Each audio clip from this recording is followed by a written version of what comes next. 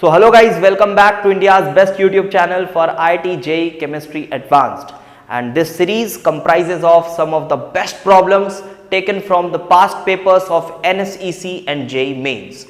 And the most important part of these videos is the in-depth conceptual explanation for each and every problem. And for that reason, you guys must watch the videos till end.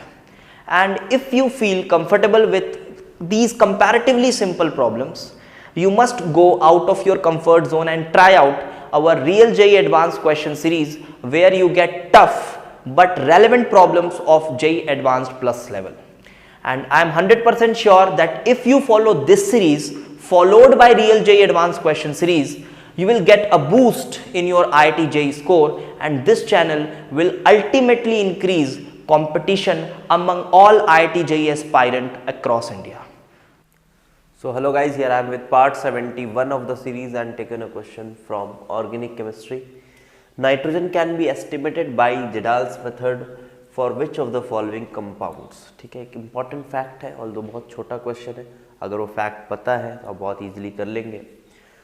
तो क्या fact है? देखो, Jindal's method जो है, we use it for Jindal's method को किसके लिए use करते हैं? We use it for estimation of nitrogen. करते क्या है, एक बार फटाफट से रिएक्शन से याद करो. आप सब्सटेंस लेते हो नाइट्रोजन कंटेनिंग, उसको पहले कंसंट्रेटेड सल्फ्यूरिक एसिड के साथ और थोड़ा कॉपर सल्फेट डाल के हीट करते हो. जब आप हीट करते हो तो उसमें present nitrogen should be available to react, and so that it forms ammonium sulphate. इसका नाइट्रोजन अमोनियम सल्फेट बन के चला गया, and that ammonium sulphate is then treated with NaOH which is further titrated and back titrated, और उसके बाद आप फिर कैलकुलेशंस करते हो. ठीक है, प्रोसेस ये रहता है. तो बात ये है कि क्या कोई ऐसे सब्सटेंसेस भी है जो कि नाइट्रोजन उसमें है बट फिर भी वो जिंडाल्स मेथड से एस्टिमेट नहीं हो सकते? इंपॉर्टेंट फैक्ट है, आपको याद रहना चाहिए. ठीक है, तो यस, अगर बात किया जाए डाईएजो का, तो डाईएजो में ये मतलब फैक्ट्स ही हैं. ठीक है, फैक्ट्स ही हैं.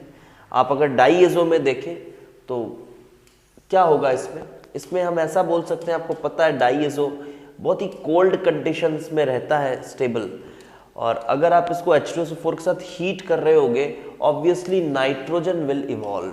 तो इधर तो नाइट्रोजन ही उड़ जाएगा, तो वो अमोनियम सल्फेट बनने का तो कोई चांस ही नहीं है. तो ये आपको रिस्पॉन्ड नहीं कर पाएंगे, आप इससे एस्टिमेट नहीं कर पाओगे नाइट्रोजन प्रेजेंट.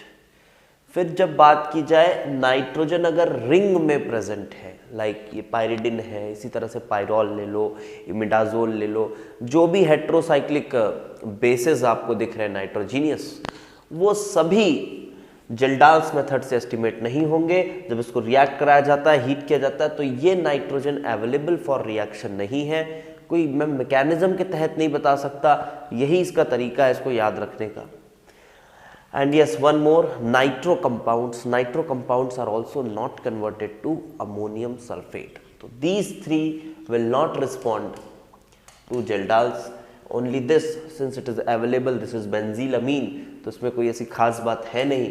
तो this can react with sulfuric acid, this nitrogen, and can produce ammonium sulfate, which can be titrated further and calculations can be done.